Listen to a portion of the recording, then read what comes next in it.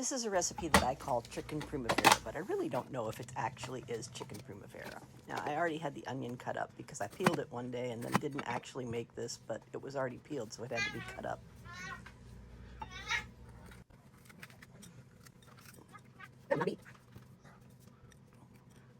I was going to use squash in it as well. I had some yellow squash, but it went bad, and so that had to be thrown away.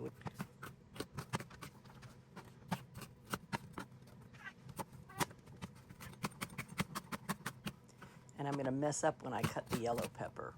Notice how I'm cutting this skin side up because it cuts much more cleanly. I messed that up on the yellow pepper.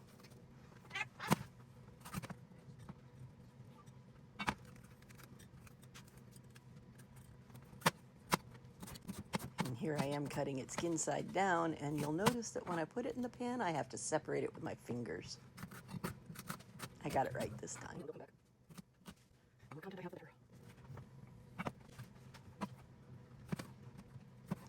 I don't put the tomatoes in immediately, but since I had the cutting board out, I wanted to cut them up. I do want to point out that they're sitting on top of the chicken package, so these can't be eaten raw because of fear of cross-contamination. Definitely don't want to contaminate anything that you eat with raw chicken.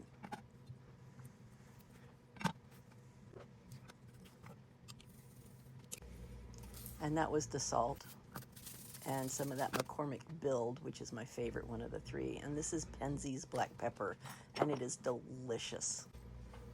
I'm not sponsored by anybody. That's the Trader Joe's sofrito mix, and it is also a very delicious seasoning to have. And again, using some grapeseed oil, but any neutral oil would do.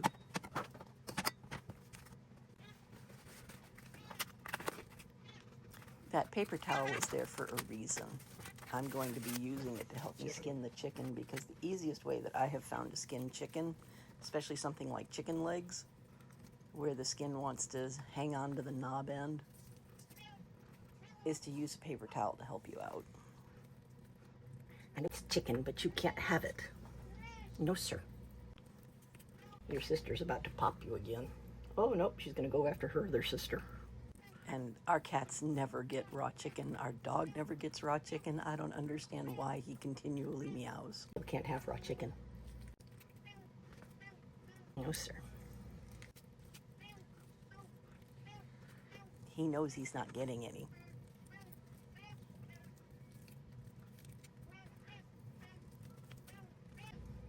No, sir. No, sir, you cannot have raw chicken. Nope. I believe you let her play with your tail just because you're begging for raw chicken that you know you can't have. Yes, you. You silly bunderschmoo. So now that I have all the skin up on the knob end of the chicken, I just use this paper towel to grab it and pull it off. It's too slippery to use just bare hands, but this paper towel offers just the right amount of friction and just the right amount of grip to really get that skin right off. Not only is it healthier, but I don't really like the taste of boiled chicken skin. And raw chicken is never for babies. And this is basically going to be a boiled chicken.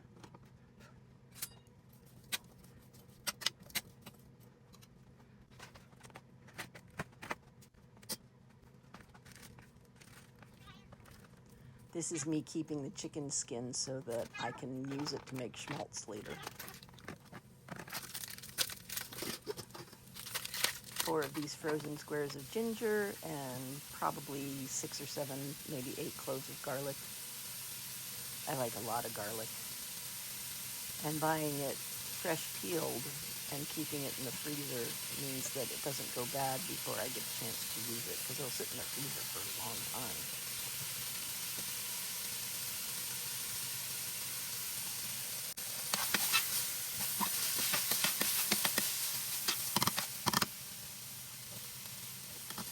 I forgot to season the chicken. I always like to put seasoning directly on the chicken before I put it in the pan so that I know that it's got some good coating of seasoning on it, in addition to the seasoning that it gets from the sauce in the pan.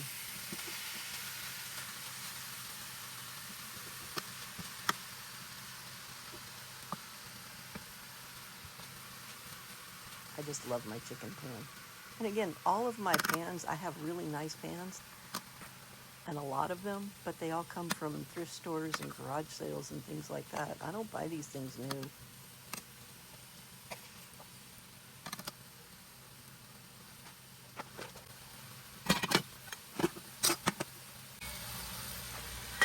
And the reason that I'm pointing this out is because we have a pot rack that hangs in the wall, and the lid having a handle on it like that so that it slips down the handle makes it really easy to store on the pot rack.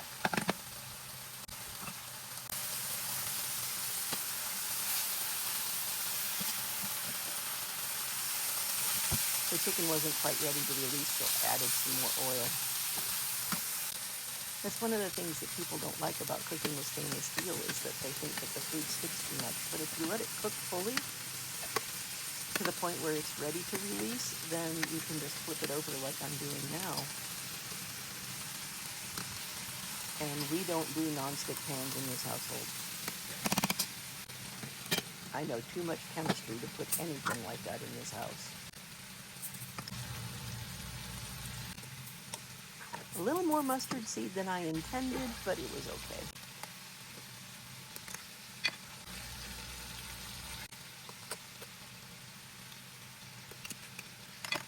And again, this rice can be seasoned up however you want to, as long as whatever you're adding to it does not add liquid.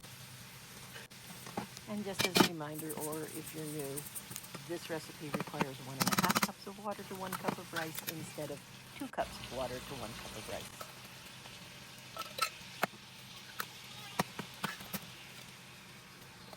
So that's 2 cans of the Aldi Fire Roasted Tomato. I'm not sponsored in any way by anybody in this video. I just really like these products. And I added the juice with the corn. That was a can of whole kernel corn. Normally I'd add a can of water to it as well, but since there was juice with the tomatoes and juice with the corn, I just didn't add the water this time. And lots of capers. I love capers.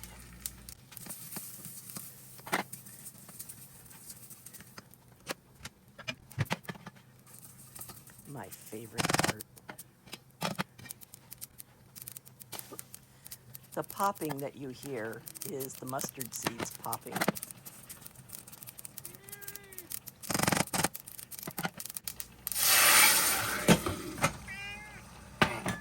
Baby bear's here with me while I do my voiceover. I love that part. That is my favorite part of this rice recipe. I love it so much. Look at that steam. Look at it boil. I love it. I love it, I love it, I love it. And then the fresh tomatoes go in last. I found another piece of garlic hiding under the bowl, so I just tore it up with my fingers and threw it in. Spread it all out, lid it all up. And dinner's ready to cook. 18 minutes later, what I'm calling chicken Primavera is all cooked. Get nice and bubbly. Gotta turn that off. Nice and juicy and wonderful. I do have to give it a taste to make sure that it is cooked well, seasoned well, but I will do that in a moment. And then this is the piece de la resistance. Turn that off. Look at that rice.